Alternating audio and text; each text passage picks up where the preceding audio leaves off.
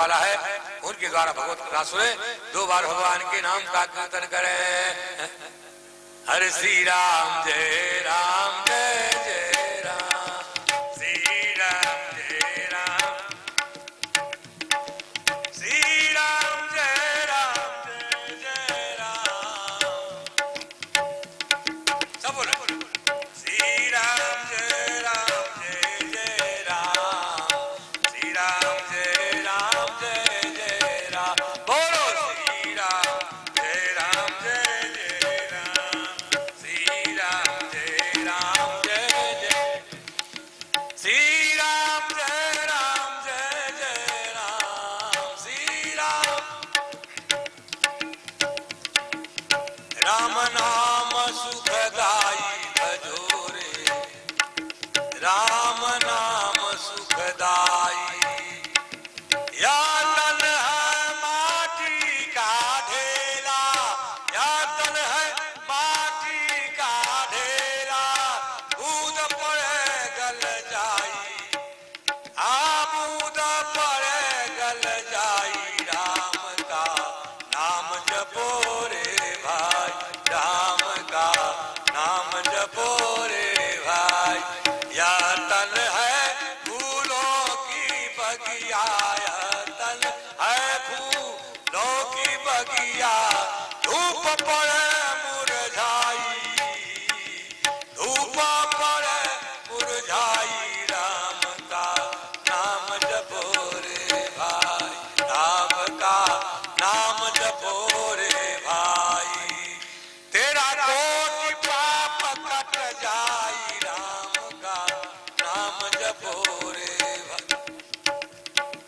या तन है भूतों का डेरा, या तन है भूतों का डेरा। शरीर में भूत बैठल बारे हो, काम को लो मुंह मत बरते सब भूत आवे। या तन है भूतों का डेरा, या तन है भूतों का डेरा, मार पड़े भग जाई। राम का नाम जपो रे भाई, राम का नाम जपो रे। श्री राम जय राम जय जय राम, बोलो श्री राम जय राम जय जय राम। संकट मोचन जय हनुमान, संकट मोचन जय हनुमान। साग विदुर घर खैलहो मोरे मनवा के मी, साग विदुर घर खैलहो मोरे मनवा के मी, साग विदुर घर खैलहो मोरे मनवा। मनवा के मीत प्रभु मनवा के मीत, मनवा के मीत प्रभु मनवा के मीत। साग विदुर घर खैलहो मोरे मनवा के मीत, साग विदुर घर खैलहो मोरे मनवा के मीत। श्री राम जय राम जय जय राम, श्री राम जय राम जय जय राम। बोलो श्री राम जय राम जय जय राम। संकट मोचन जय हनुमान, के बाट पार के जवैया खुलत बानैया। भगवान ने कहा के बाटे पार के जवैया खुलत बानैया। के बैठी नाई करो, के बाटे पार के जवैया खुलत बानैया। भगवान बता रहे हैं कौन पार जाने वाला है, कोई हो तो आ जाए, नाव खुल रही है। सुदामा जी आपके कान में आवाज पड़ी, दौड़ करके प्रभु के पास आए। हर के बाटे पार के जवैया खुलत बानैया, के बाटे पार के जवैया खुलत बानैया। श्री राम जय राम जय जय राम, बोलो श्री राम जय राम जय जय राम। संकट मोचन जय हनुमान, संकट मोचन जय हनुमान। बोलो मुरली मनोहर राधे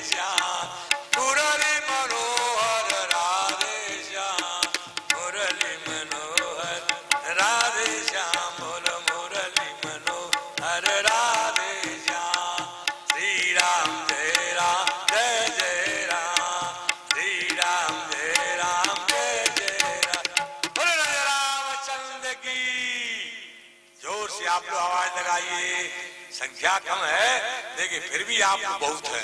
हाँ, मैया पार्वती तो अकेले भगवान से कथा सुनी थी, दूसरा कोई नहीं था, अकेले से अकेले भगवान शंकर जी के द्वारा कथा सुनी थी। वही कथा जो आज है सुनाई जा रही है जो भगवान शंकर ने सुनाया था। इसलिए कहा गोस्वामी जी, रचि महेश निज मानस राखा, अपाई सुसमऊ शिवासन भाखा। शिवा पार्वती को सुना दिया, अरे गाते राम चरित मानस बरो, अधर नाम हरि हर सिहर।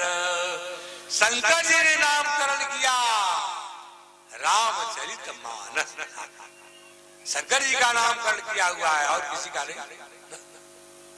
ताते रामचरित मानस वर धरऊ राम हेरि हर सिहर। सजनो तब जाकर के बारिश में 4 घाट आपको मिलेंगे, 4 घाट पूरा पश्चिम उत्तर तक, और 4 घाट ये रामचंद्र बांस क्या का मानसरोवर है। जैसे पोखरा होता है ना, उसमें 4 घाट बने रहते, गोल पोखरा नहीं होला, गोल पोखरा जो होगा 4 घाट बने रहेगा। 4 घाट, चारों घाट पर बैठकर वक्ता लोग है अपने अपने श्रोता को राम कथा सुना रहे हैं। उत्तर में कौन है? का गुसुंडी जी, किनको कथा सुना रहे हैं? गरुड़ जी को। दक्षिण में कौन है? का भगवान शंकर पार्वती कथा सुना रहे हैं। पश्चिम में कौन है? आज है सज्जनों भरद्वाज जी, जागवली जी भरद्वाज को सुना रहे हैं। आप पूरब में गोस्वामी सुना रहे से हम आपको सुना रहे हैं।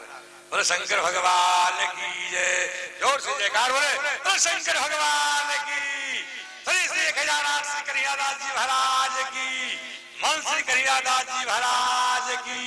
धर्म की जय हो, अधर्म का नाश हो, प्राणियों में सद्भावना हो, विश्व का कल्याण हो, सत्य सनातन धर्म की जय हो, गौ माता की जय हो, गौ माता की जय है, अध्यात्म नगर मिर्जापुर गांव की जय हो। जय जय सीताराम, हर हर महादेव। हथवा नहीं उठाओ था, हर हर महादेव। शांति शांति।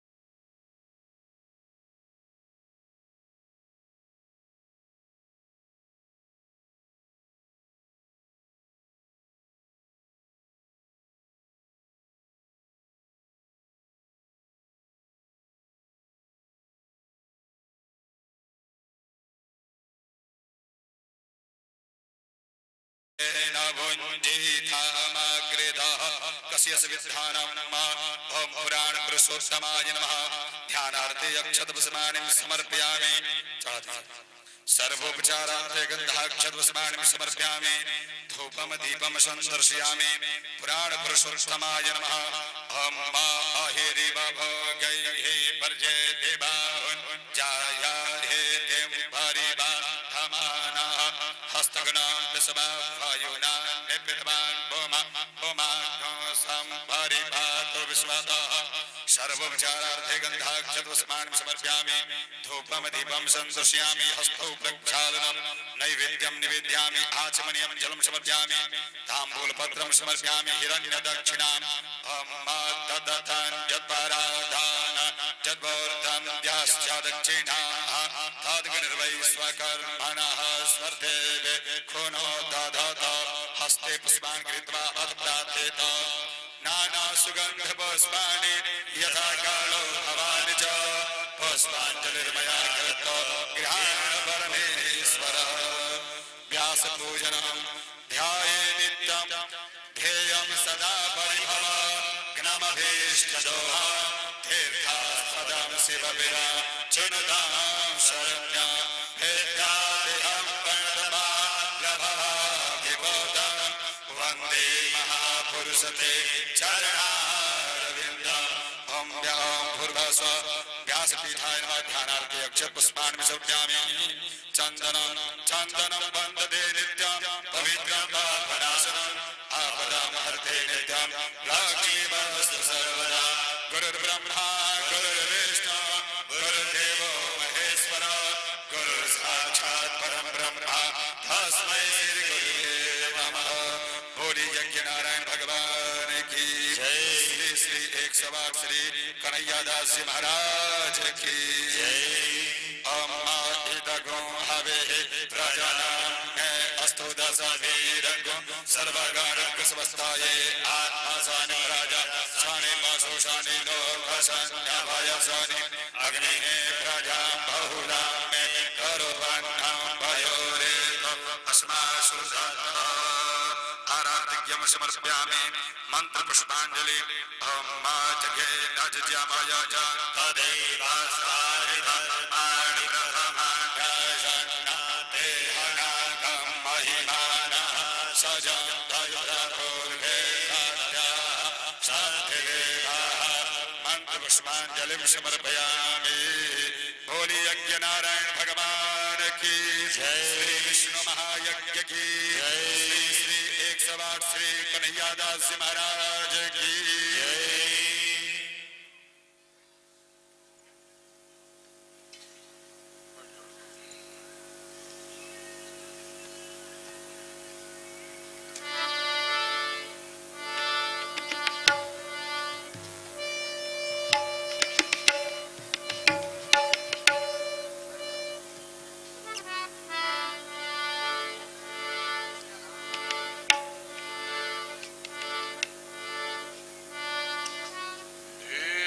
सदा परिभवग्नमभीष्टदोहम् तीर्थास्पदं शिवविरिञ्चिन्तं शरण्यं वीर्यार्तिहं पण्डितपालभवाब्धिपोतं वन्दे महापुरुषते चरणारविन्दम्। लोकाभिरामम् रणरंगधीरं राजीवनेत्रं रघुवंशनाथं कारुण्यरूपं करुणाकरं तं श्रीरामचन्द्रं शरणं प्रपद्ये। उल्लङ्घसिन्धो सलिलं सलीलं व्यासोकवहनी जनकात्मजाया आदाय तेनैव ददाह लङ्कां नमामि तं प्राञ्जलिराञ्जनेयम्। आञ्जनानन्दनं वीरं जानकी शोकनाशनं कपीसमक्षहन्तारं वन्दे लङ्काभयङ्करम्।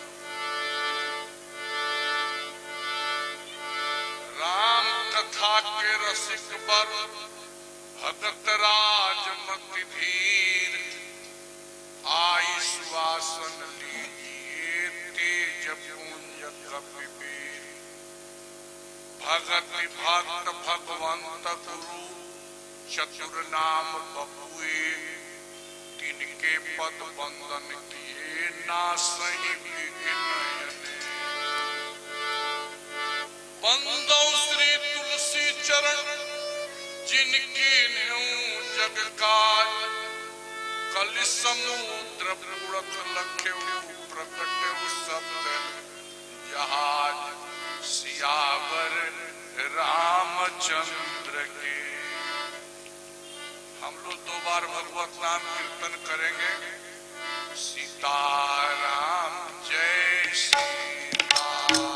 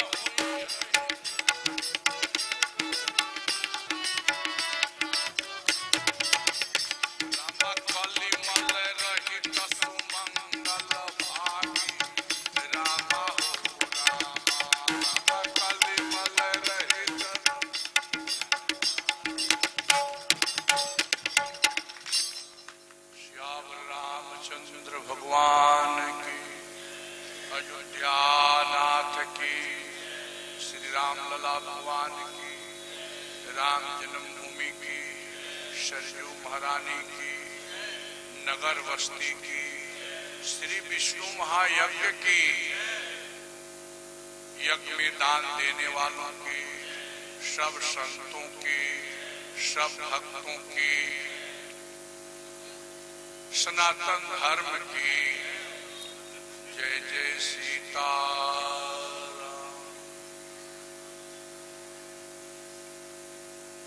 पूज्य चरण संत समुदाय, आचार्य गण, मंचस्थ क्षेत्र के संभ्रांत सज्जन समुदाय, इस थाना के प्रभारी और उनके सभी सहयोगी गण, समुपस्थित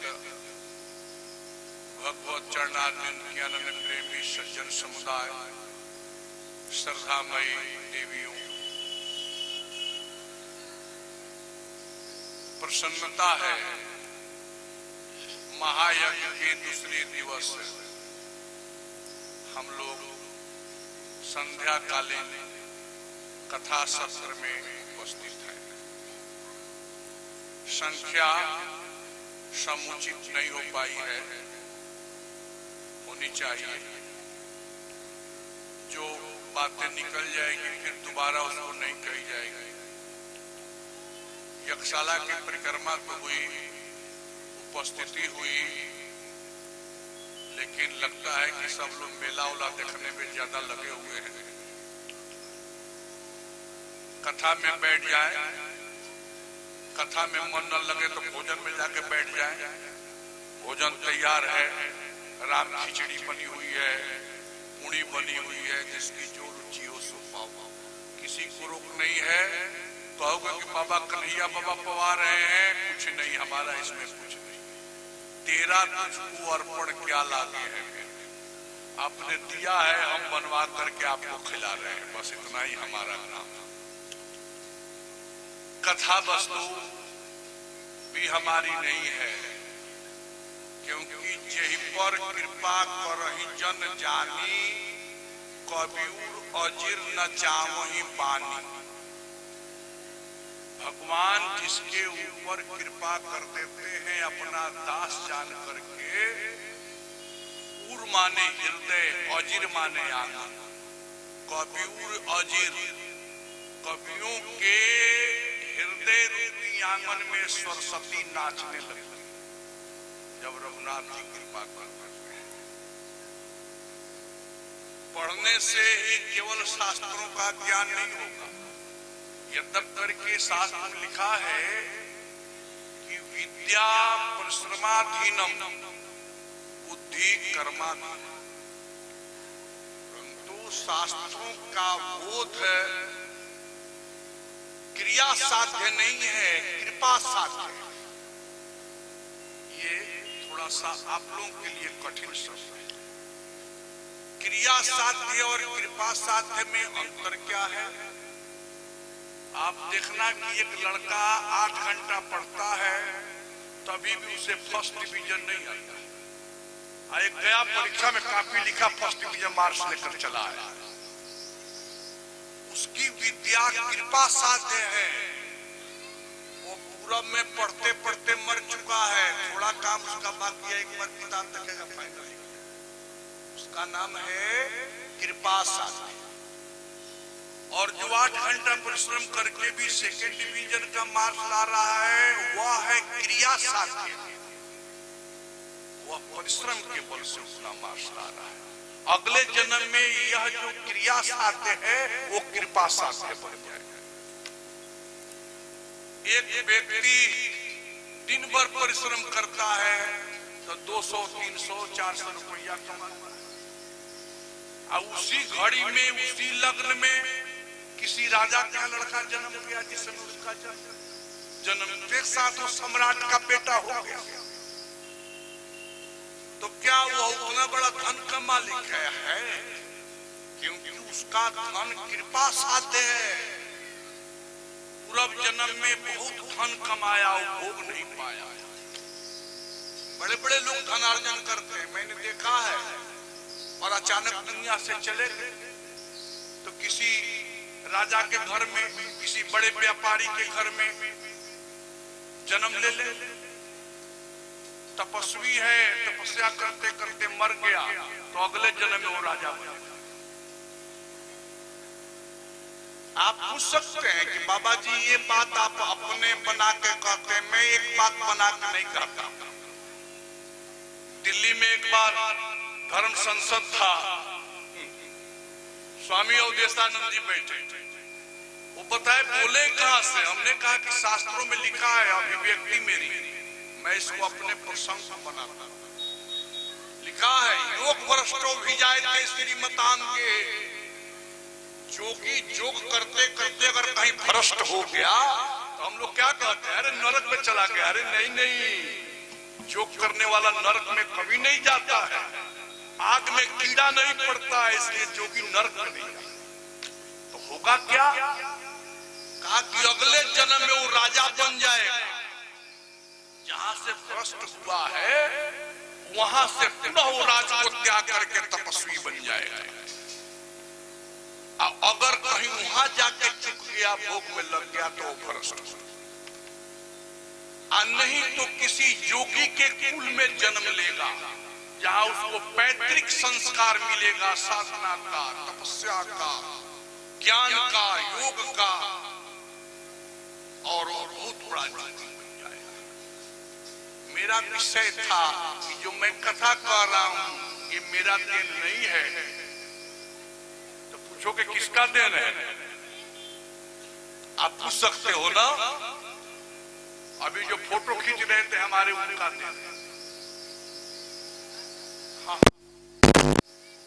ये हमसे बड़े हैं उम्र में।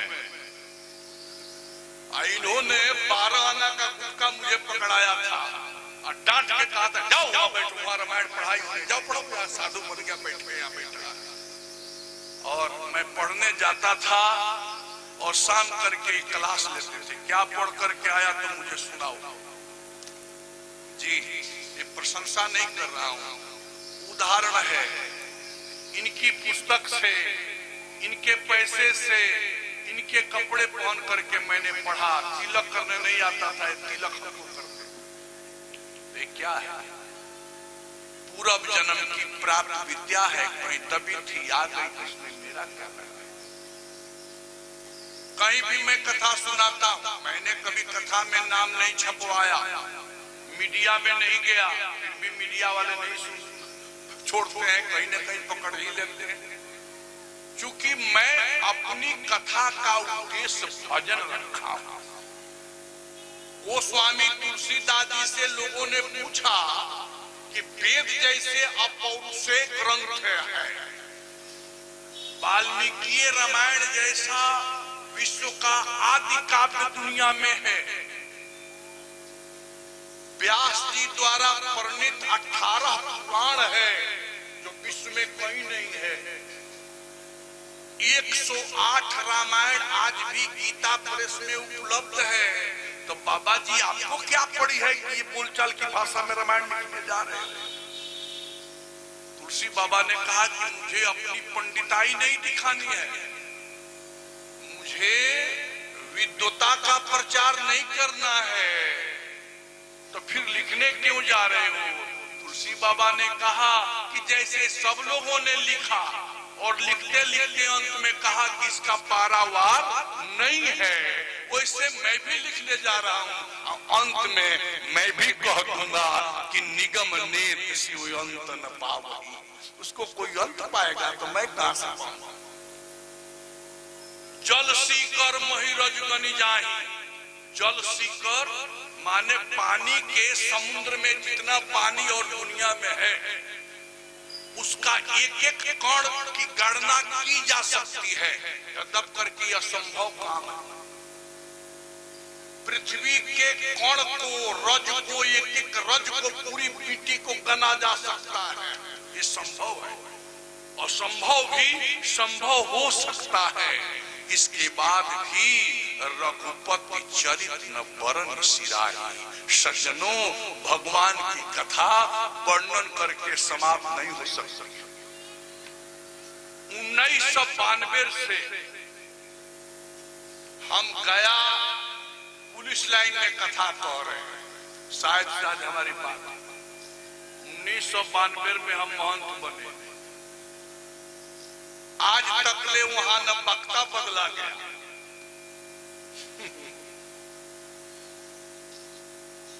और न कथा समाप्त। एक चौपाई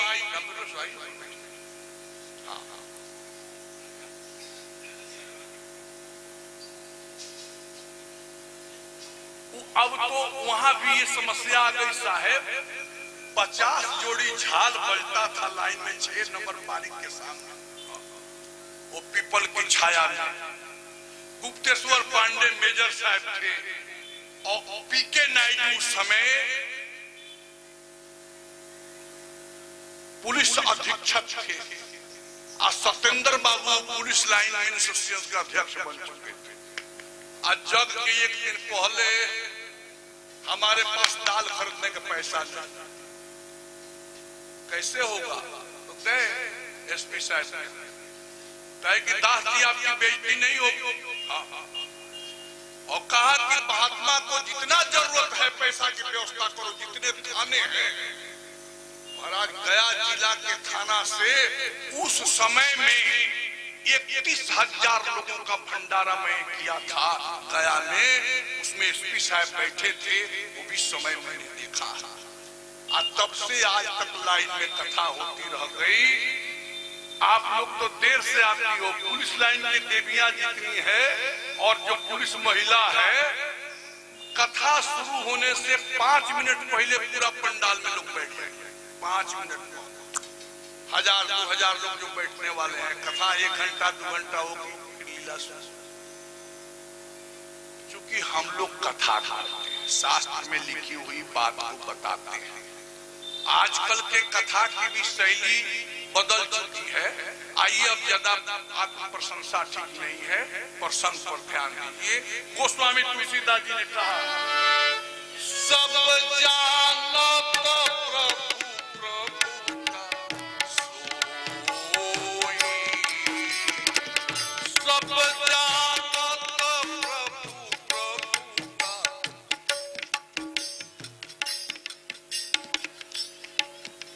प्रभुता माने ऐश्वर्य,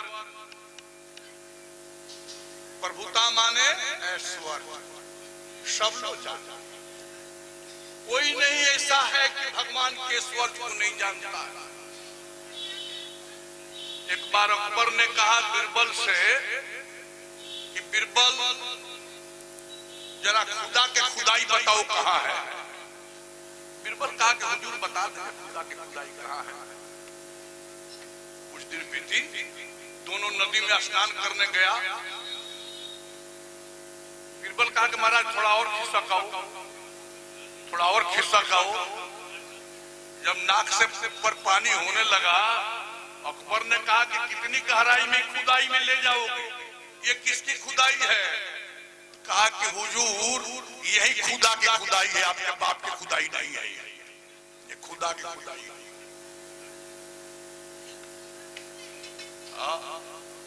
7.5 मील की गहराई है बंगाल की खाड़ी की, और उससे कुछ कम है माउंट एवरेस्ट की ऊंचाई। उसको माउंट एवरेस्ट में उठा करके बंगाल की खाड़ी में पटक दो तो उसमें डूब जाएगा। इस महिमा को कोई पारा हुआ? आइए, इस पृथ्वी जैसे करोड़ों करोड़ों पृथ्वी भगवान राम के रोम छिद्रों में मैया कौशल्या ने देखा। भला उनकी कथा हम क्या कर सकते? उसके आदो पंथ है। सभी लोगों से आग्रह है कि आप बैठ जाएं तो सभा की भी शोभा बढ़ जाएगी और आपके पैर भी दर्द नहीं करेगा। और थोड़ी देर जब तक मन लगे, इसके बाद लीला बहुत जोरदार आई है, लीला आप देखें। तुलसी बाबा ने कहा कि सब लोग जानते हैं भगवान की महिमा को, फिर भी कोई कहने से बाज नहीं आया, तो मैं भी कहूंगा। बोले क्यों कहोगे बाबा जी? बोले इसलिए कहूंगा,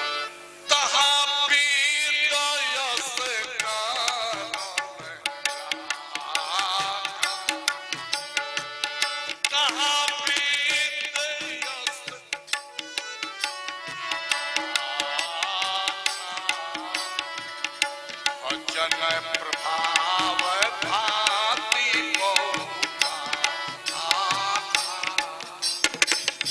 वेद कथा कहना सुनना ये भजन है, ये नहीं कि पंडिताई है। हम बहुत शास्त्रों की बात जानते हैं, ऐसा नहीं है। यह कथा कहना और सुनना भजन है।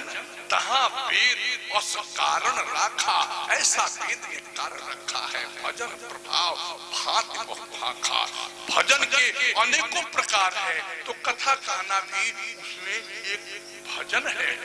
मैया सेवरी को जब भगवान राम ने नवधा भक्ति का उपदेश दिया तो उसमें यही बताया था, सेवरी प्रथम भक्ति संतों की संगति है और दूसरी भक्ति कथा। बताओ, वह उपेक्षित महिला जिसको आज अस्पृश्यता के दोष की दृष्टि से देखा जाता,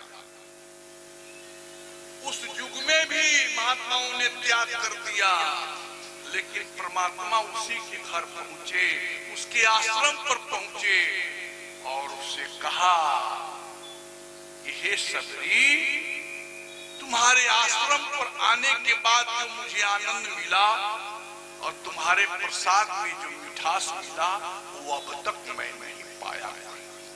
जो अयोध्या के सम्राट का पुत्र है, जिसकी संपत्ति को देख करके इंद्र कुबेर लज्जित होता था महाराज, उस राजकुमार ने सेवरी के आश्रम पर कहा कि ऐसा मधुर फल अब तक खाने को नहीं मिला। क्या उस फल में मिठास था? उसके प्रेम में मिठास था। केवट ने कहा कि लक्ष्मण भले ही राइफल उठावे फायरिंग कर दे, परंतु पैर नहीं धोऊंगा तब तक पार नहीं उतारूंगा। बताओ, परमात्मा के सामने चाहिए भगवान सुनी केवट के पैर प्रेम लपेटे। अरे ये कोई खराब बात थोड़े है। बोले क्यों? प्रेम में वो होके बोल रहा। इसलिए भगवान के पास बहुत व्याकरण युक्त पांडित्यपूर्ण बातें पसंद नहीं है, परंतु हृदय युक्त बातें ज्यादा पसंद है। प्रेम से भगवान से बात करो, भगवान सब स्वीकार करते। भगवान को प्रेम से खियाओ, वो छिलका भी विदुरानी के हाथ से खाएंगे, लेकिन विदुर जी के हाथ से केला के फल नहीं खाएंगे। यही राम कथा है।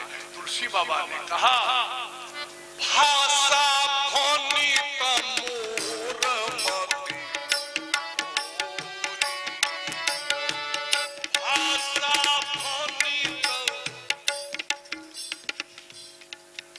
भनित माने कविता, अब भाषा माने ग्रामीण बोलचाल की भाषा। हमारी कविता जो है ग्रामीण भाषा में है और उसमें भी भोरमती बिल्कुल सामान्य बुद्धि का मैसा। हंसवे जोग हंसे नहीं खोरी। आप हमारी हंसी करोगे, मुझे विश्वास है खोरी आपको हंसने में कोई दोष नहीं लगेगा। हंसवे जोग हंसे नहीं खोरी। क्यों? इसलिए हंसोगे, प्रभु पद प्रीतम सामुझिनी, प्रभु पद प्रीतम जय हो। नहीं कथा सुनिला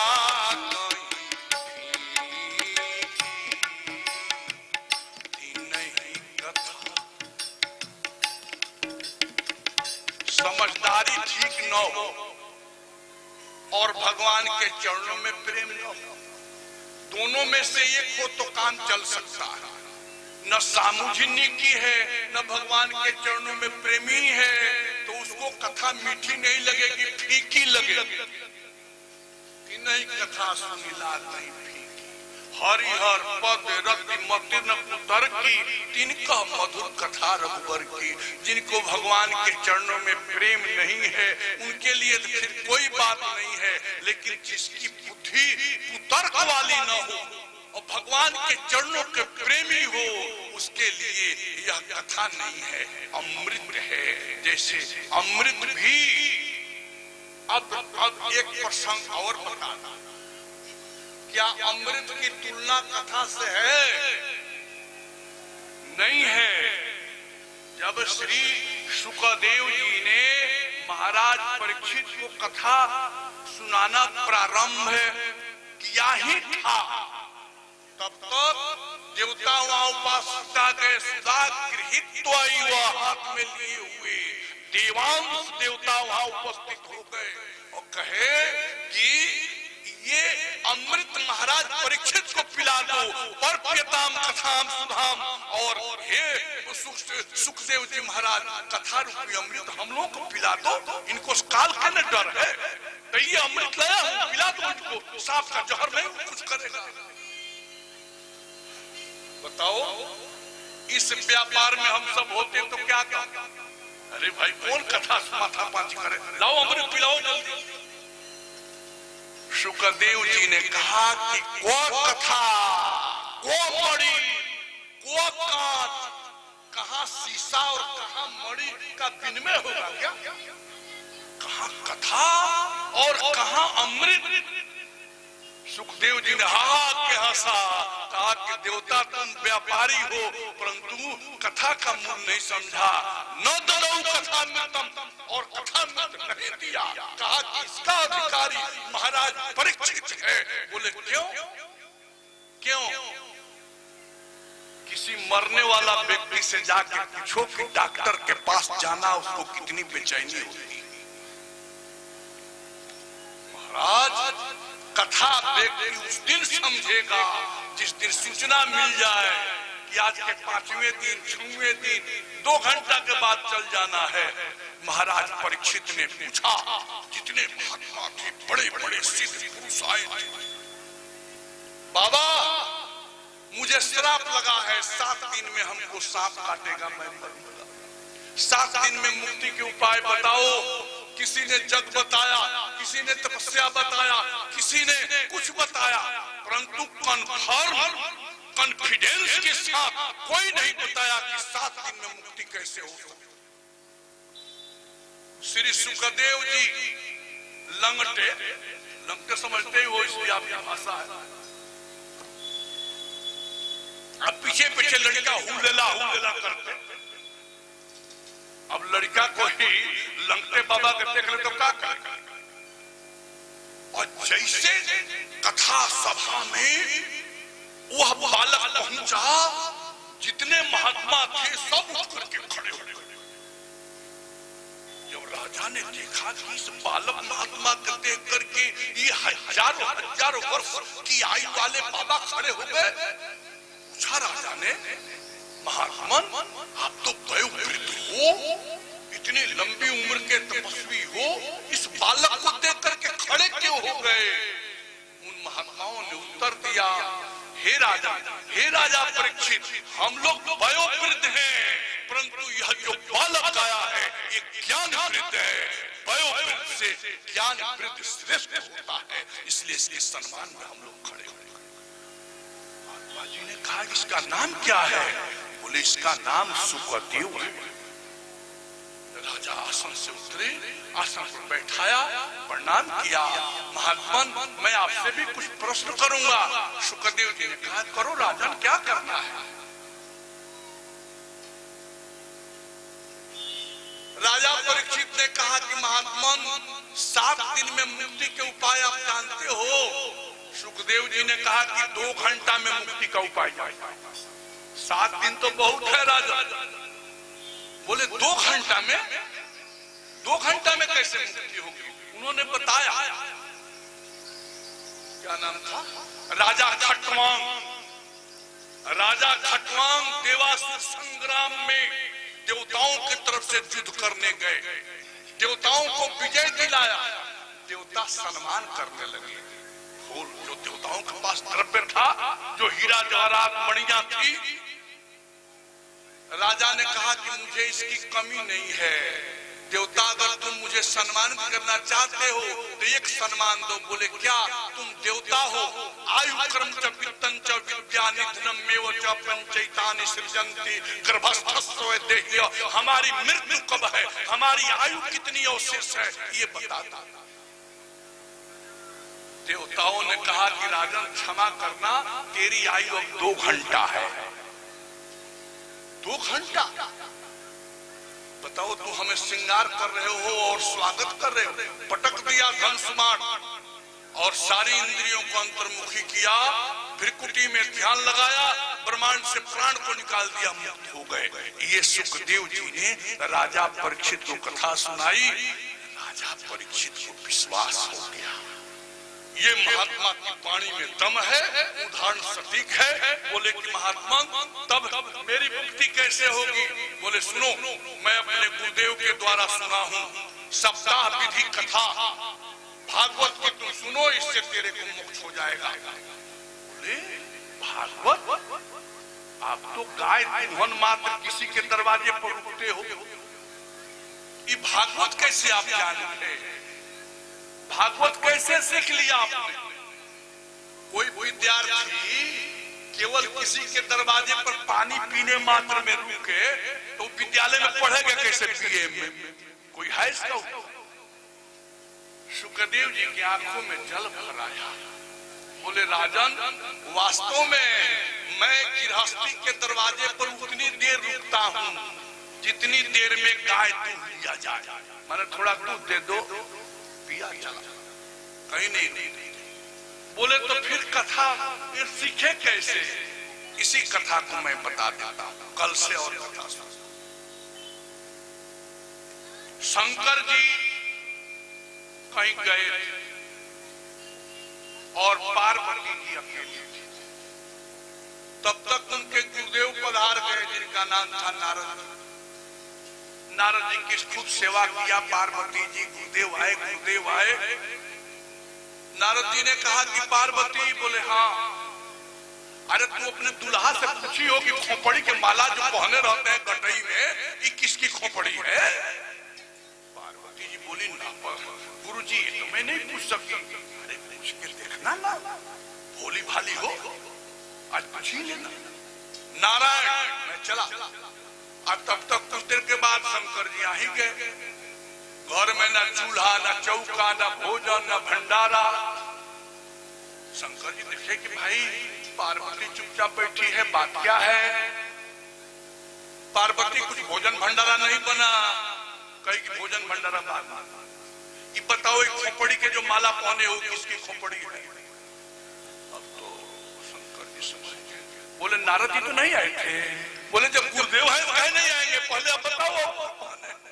कहे कि बस हो गया आज का, अब बहाना भी नहीं चलने, क्योंकि नारदी विद्या संस्कृत व्याकरण में नारम ज्ञानम ददाति की नारदम, नार कहा जाता है ज्ञान, जो ज्ञान देवे वो नारद।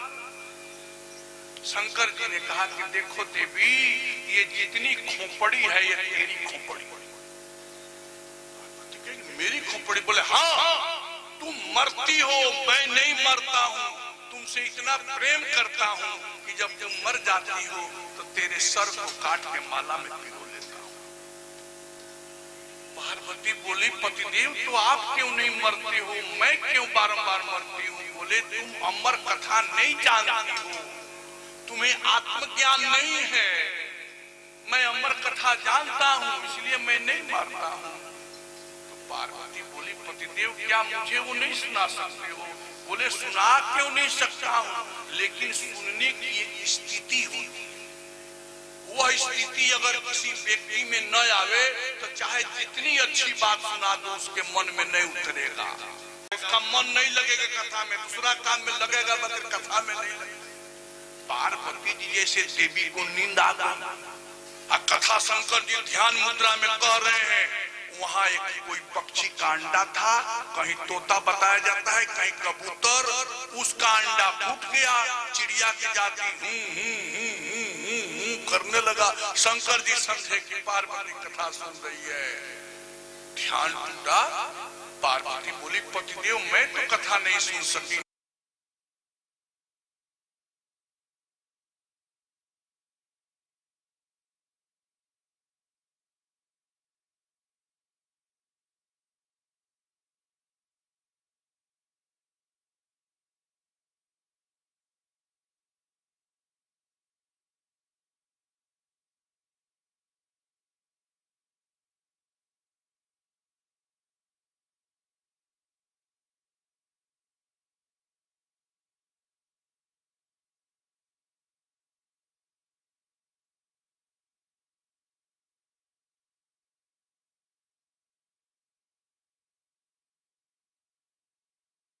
कहा कि नहीं पिताजी, ये संसार की माया अति प्रचंड रघुपति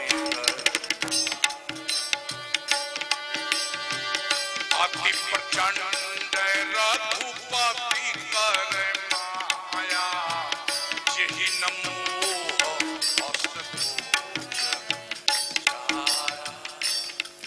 माया प्रचंड है, मैं नहीं आऊंगा। अगर आप माया की गति को रोक लो तो मैं आ जाऊंगा।